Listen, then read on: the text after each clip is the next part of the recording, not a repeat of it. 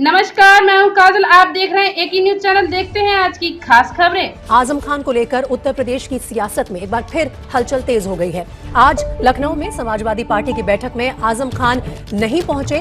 आजम खान विधानसभा सदस्य चुने गए हैं, लेकिन अब उन्होंने कहा है कि अभी उनकी तबीयत ठीक नहीं है, इसलिए अभी वो विधानसभा जाकर शपथ नहीं ले पाएंगे।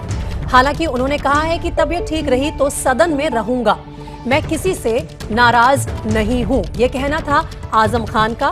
आज समाजवादी पार्टी की विधायकों की जो बैठक थी उसमें भी शामिल नहीं हुए आजम खान, और ये एक बात फिर से इस बात का सबूत माना जा रहा है कि सब कुछ सामान्य नहीं है आजम खान और समाजवादी पार्टी के बीच।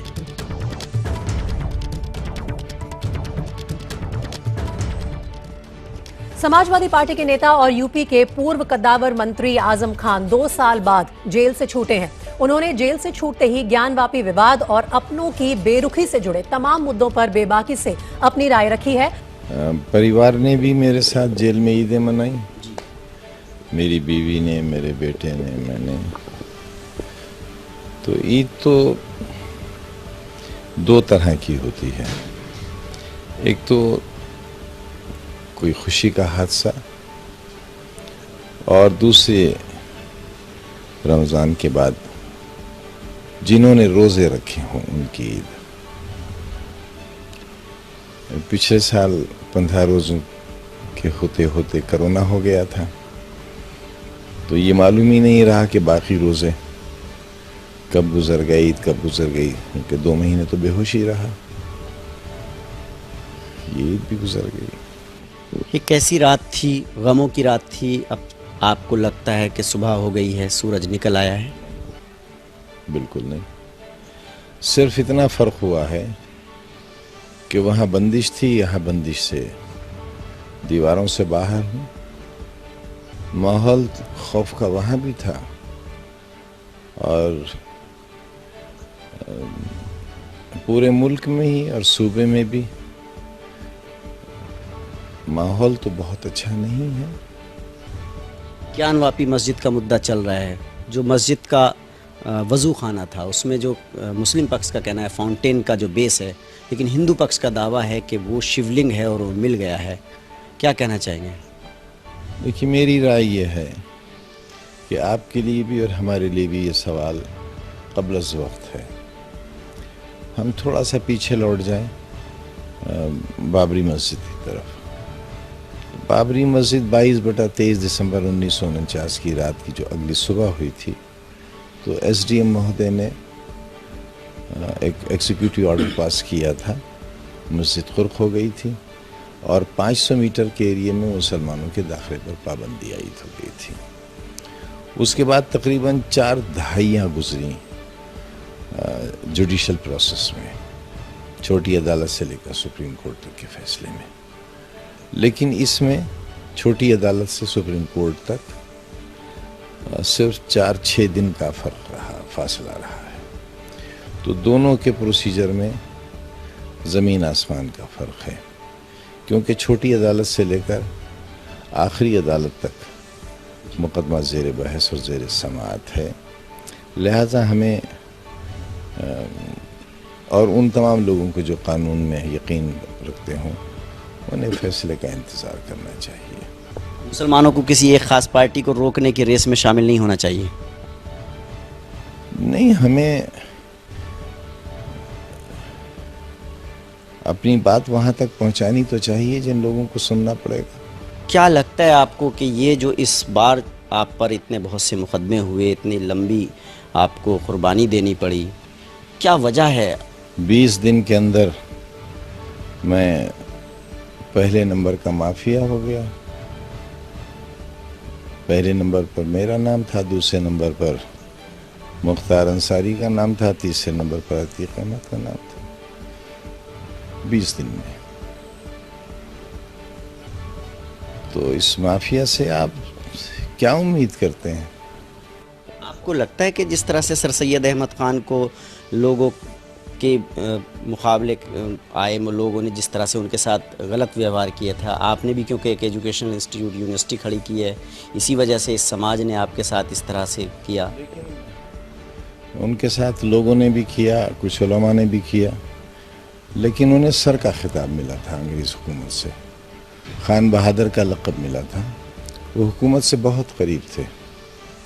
मेरे मामले में हुकूमत भी फरीक रही और मेरे अपनों ने भी माशाल्लाह इसमें 98-99% मुकदमात तो उन लोगों के हैं और उन लोगों के थे जिन्होंने यूनिवर्सिटी के हाथ चेक और ड्राफ्ट के ज़रिए ज़मीनें बेची थी, फिर मुकदमे किए थे कि हमें कोई पैसा नहीं मिला। वो सब लोग मुकदमे हार गए। जो 2000 रुपये बीघा ज़मीन थी वो हमने 40,000 में उस वक्त ख़रीदी थी। ये बताइए कि जो जब आपका इलाज हुआ तो अखिलेश यादव जी हों, शिवपाल यादव जी हों या जो परिवार है समाजवादी पार्टी का, उनका सहयोग कितना मिला? वो जिसका जितना सहयोग रहा उसका शुक्रिया, जिनका नहीं रहा उनका भी शुक्रिया। और मैं खुद इस पोजीशन में था ही नहीं कि मैं किसी के सहयोग को किसी तराजू में तोल पाता, लेकिन आज छोटे बड़े अपने पराए सबने बहरहाल मेरे लिए दुआ की। अखिलेश यादव जी ने कहा था कि जब आप आ जाएंगे तो वो आपसे मिलने आएंगे, तो क्या फ़ोन पे उन्होंने रब्ता करने की कोशिश की या आने के लिए कोई टाइम सेट हुआ है या आने की उम्मीद है उनके? आप क्या कोई बात हुई?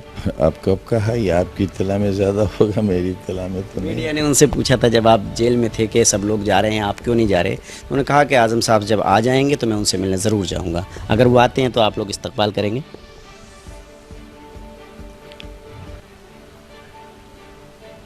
मेहमान तो मेहमान होता है। आपको लगता है कि मुलायम सिंह यादव के बाद समाजवादी पार्टी को वो मजबूत हाथ नहीं मिले जो आज़म खान और मुलायम सिंह यादव के वक्त में पार्टी के अंदर होता कि हम तो बहुत कम हैसियत आदमी थे, उस वक्त भी पार्टी से निकाले गए थे।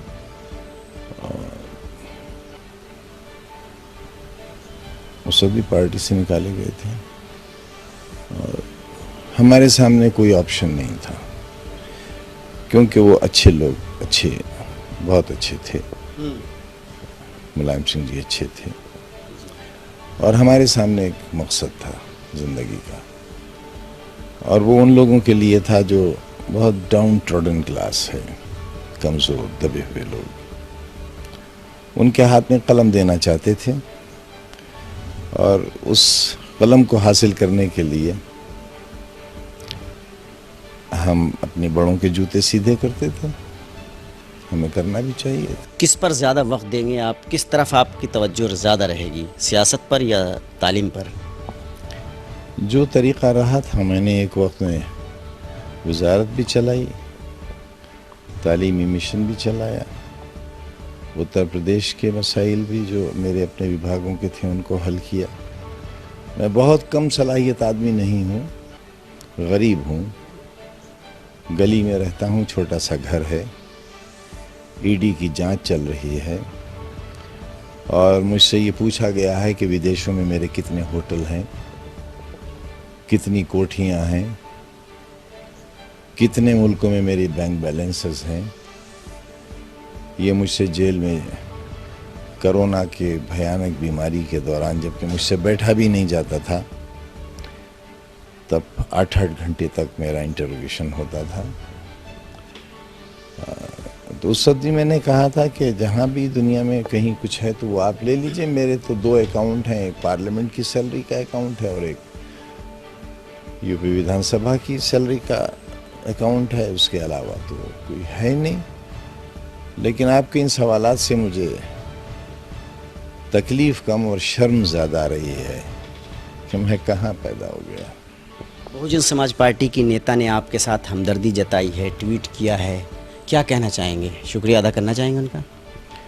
मैं तो सभी का शुक्रिया अदा करना चाहूँगा और बराबर शुक्रिया अदा कर रहा हूँ, बगैर ना कोई जमाती फ़र्क, ना कोई सियासी, ना कोई विचार के फ़र्क से जिसने भी मेरे साथ हमदर्दी की है, मैं अल्लाह से उसकी बेहतरी की दुआ करता हूँ।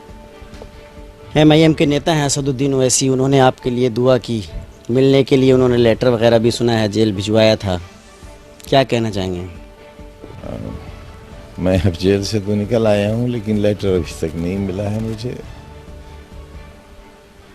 आपको मिला हो तो कह नहीं सकता।